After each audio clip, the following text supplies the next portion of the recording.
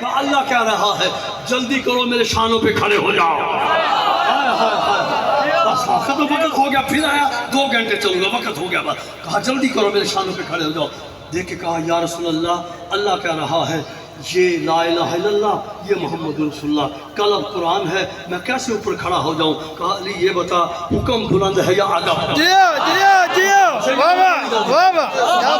کیا بات, حکم ہے حکم ہے تو لنگر, کیا حکم دیتا ہوں جلدی آ میرے کاندھوں پہ کھڑے ہو جا. مولانا صاحب ہے آپ کا بھائی ہوں, اہل سنت کی کتابیں لاکھ پڑھی ہیں, ایک کاندھے پہ لا الہ الا اللہ, دوسرے پہ محمد, دونوں پہ کھڑے ہو کر بتوں کو توڑنا چاہا. نیچے سے پوچھا یا علی آئینہ پر لگتا کہاں پہنچ گیا؟ کہ عرش تو اتر لگ گیا.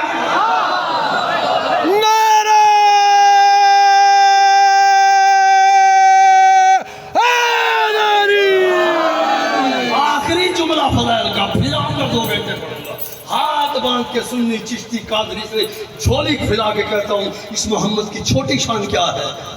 ابو جہل ابو لہب نے کہا تھا چاند کو شک کر. سیدزادے یوں انگشتی اٹھائی, یوں گیا, یوں چاند کے 2 ٹکڑے ہو گیا. جو 100 میلسی والو جو یوں کرے چاند ٹوٹ جائے, بت نہیں ٹوٹ سکتے.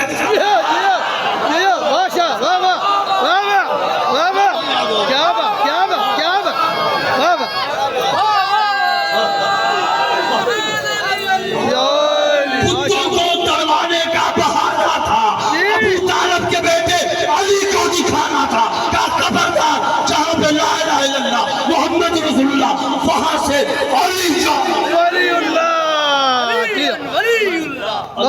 اسی اولاد کا جرم کیا تھا جس علی کو اللہ نے اپنے کاندھوں پہ بلند کیا.